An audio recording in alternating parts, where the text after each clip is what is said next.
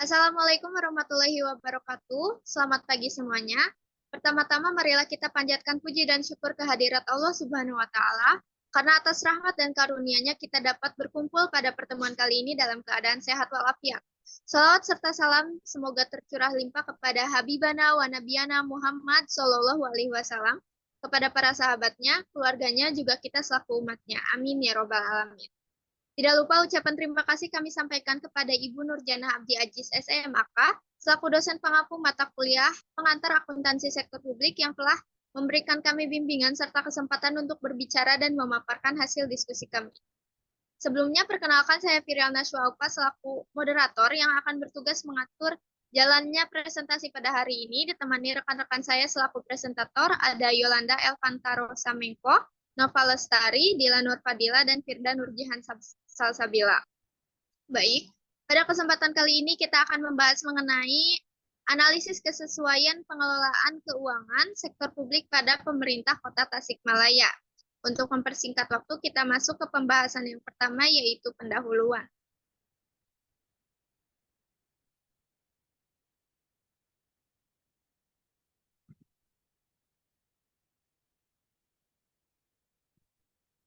Nah, Kota Tasikmalaya menunjukkan pemulihan ekonomi yang signifikan pada tahun 2023 dengan pertumbuhan ekonomi mencapai 5,96%, didukung oleh pengelolaan keuangan daerah yang stabil.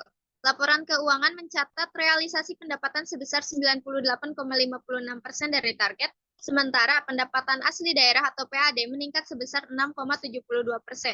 Belanja daerah juga terrealisasi sebesar 97,48% dengan alokasi utama pada sektor prioritas seperti pendidikan, kesehatan, dan infrastruktur. Meskipun demikian, tantangan seperti tingkat kemiskinan ada sebesar 11,53% dan peningkatan rasio Gini menjadi fokus kebijakan ke depan. Pemulihan ekonomi pasca pandemi serta peningkatan infrastruktur berkontribusi positif terhadap stabilitas dan potensi pertumbuhan di wilayah ini. Baik, untuk pematerian lebih lanjut, kita akan dengarkan dari para presentator. Kepada presentator, dipersilakan. Oke, terima kasih. Di sini saya akan menjelaskan mengenai analisis kesesuaian dengan kerangka konseptual. Nah, di sini kelompok kami menganalisis laporan keuangan pemerintah Kota Tasikmalaya, apakah sudah sesuai dengan SAP nomor 1 tahun 2010 atau belum. Nah, yang pertama, Kota Tasikmalaya itu menyediakan mengenai laporan realisasi anggaran. Yang kedua ada laporan perubahan saldo anggaran lebih, yang ketiga ada neraca, keempat ada laporan operasional. Nah, yang kelima ada laporan arus kas, laporan perubahan ekuitas, dan catatan atas laporan keuangan. Namun, pada catatan atas laporan keuangan, pemerintah Kota Tasikmalaya itu tidak menyajikan CLK secara terpisah, namun setiap pos dalam laporan realisasi anggaran, neraca, dan laporan arus kas mempunyai referensi silang dengan beberapa informasi yang berkaitan dengan CLK. Nah, selanjutnya ada identifikasi ketidakpatuhan terhadap PASP dan dampaknya. Laporan keuangan yang disajikan oleh pemerintah Kota Tasikmalaya sudah sesuai dengan SAP nomor 1 tahun 2010 dan ada beberapa pos yang memang dicatat dengan sangat rinci sehingga mudah dipahami dan dapat menambah kepercayaan publik pada pemerintah kota. Laporan yang disajikan juga komplit dari tahun ke tahun, sehingga mempermudah publik untuk menganalisis laporan secara komparatif. Namun, pada catatan atas laporan keuangan tidak dicatat kembali secara terpisah, sehingga lumayan sulit jika ingin mengetahui bagian CLK-nya saja. Nah, saran dari kelompok kami yaitu ada pemerintah dapat mencatat kembali catatan atas laporan keuangan secara terpisah untuk mempermudah publik dalam menganalisis CLK dan membuat CLK terlihat lebih jelas dan terstruktur. Pemerintah harus tetap update mengenai PASP yang terbaru untuk tetap menjaga kepercayaan masyarakat dan meningkatkan kredibilitas pemerintah. Untuk pemateri selanjutnya dipersilahkan.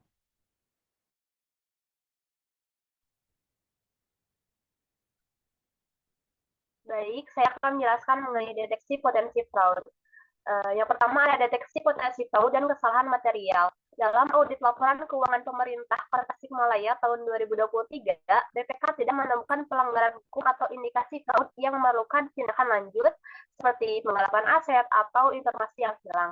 Lalu yang kedua, temuan utama audit. Pemeriksaan komponen penting seperti kepemilikan aset, rekening pejabat pemerintah, dan kewajiban material menunjukkan tidak adanya fraud atau penyalahgunaan sumber daya yang tidak sah.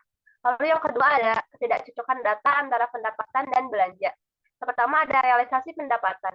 Target pendapatan sebesar 1,72 triliun dengan realisasi 98,56% atau 1,69 triliun mengalami penurunan signifikan dari pendapatan tahun sebelumnya sebesar 1,9 triliun. Lalu ada yang kedua, realisasi belanja. Anggaran belanja 1,76 triliun dengan realisasi 97,48% atau 1,71 triliun. Penurunan belanja ini perlu dievaluasi terkait prioritas pengeluaran dan efisiensi pengelolaan anggaran. Lalu yang ketiga ada tanda-tanda penyimpangan. Yang pertama ada perbedaan signifikan antara pengeluaran dan pendapatan.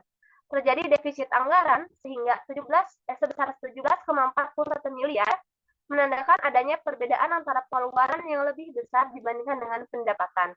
Lalu yang kedua ada perubahan drastis saldo anggaran. Silpa tercatat sebesar 12,34 miliar, perlu dipastikan tidak ada manipulasi angka atau ketidaksesuaian yang mencerminkan situasi keuangan yang tidak stabil. Sekian dari saya, dilanjutkan dengan pemateri selanjutnya.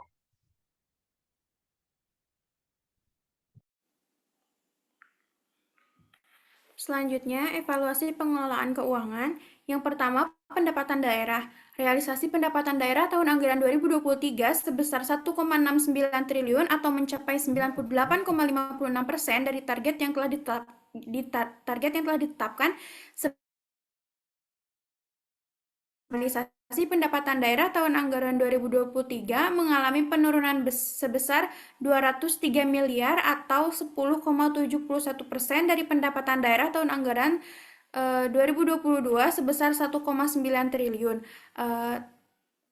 Penurunan ini terjadi karena pendapatan transfer. Pendapatan transfer tahun anggaran 2023 sebesar 1,33 triliun atau mencapai 98,15% dari target yang telah ditetapkan sebesar 1,5 triliun. Hal ini merupakan penyebab terjadinya defisit pada pendapatan daerah. Defisit yang terjadi pada pendapatan transfer adalah sebesar 140 miliar atau 9,54% dari realisasi pendapatan transfer tahun anggaran 2022 sebesar 1,47 triliun. Yang kedua, belanja. Realisasi belanja tahun anggaran 2023 adalah sebesar 1,71 triliun atau mencapai 97,48% dari pagu yang dianggarkan sebesar 1,76 triliun. Realisasi belanja tahun anggaran 2023 mengalami penurunan sebesar 196 miliar atau 10,26% dibandingkan realisasi belanja tahun anggaran 2022 sebesar 1,91 triliun. Hal ini disebabkan adanya efisiensi belanja yang disesuaikan dengan realisasi pendapatan daerah. Karena terjadi defisit pada pendapatan daerah, ini akan mempengaruhi pada belanja daerah karena harus mengefisiensikan dana yang terdapat pada pendapatan daerah. Selanjutnya,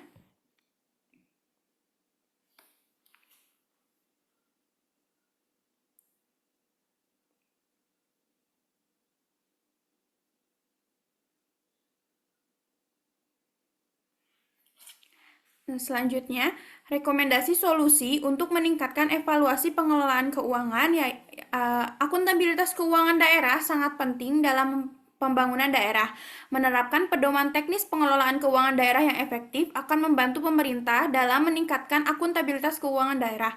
Pemerintah daerah perlu memperhatikan semua aspek dalam pedoman ini seperti perencanaan anggaran, pelaporan keuangan, pengawasan dan pengendalian keuangan, serta pemantauan kinerja keuangan daerah.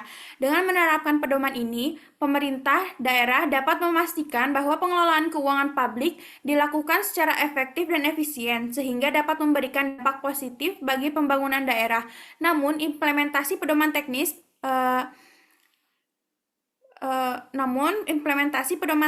pengelolaan keuangan daerah yang efektif tidaklah mudah.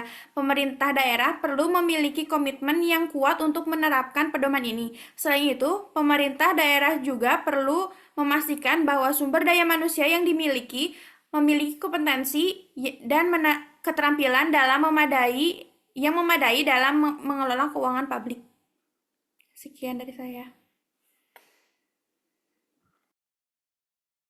Selanjutnya itu kesimpulan laporan keuangan yang disajikan oleh pemerintah Kota Tasikmalaya sudah sesuai dengan SAP nomor 1 tahun 2010. Laporan yang disajikan juga lengkap dari tahun ke tahun, sehingga mempermudah publik untuk menganalisis laporan secara komparatif. Audit memberikan indikasi bahwa sistem pengendalian internal yang telah diterapkan telah berjalan sesuai dengan standar akuntansi pemerintahan. Dalam tahun 2023 terjadi defisit. Hal ini merupakan penyebab terjadinya defisit pada pendapatan daerah. Defisit yang terjadi pada pendapatan transfer atau dari realisasi pendapatan transfer tahun anggaran 2022. Karena terjadi defisit pada pendapatan daerah, hal ini akan mempengaruhi pada belanja daerah karena harus mengefisiensikan dana yang terdapat pada pendapatan daerah. Diharapkan pada setiap dinas di Kota Tasikmalaya dapat melaksanakan penguasaan intern dan sistem akuntansi keuangan daerah dengan sebaik mungkin sesuai dengan peraturan dan prosedur yang ada.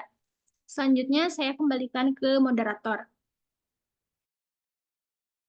Baik, saya ucapkan terima kasih kepada rekan-rekan semua yang telah memaparkan materi pada hari ini.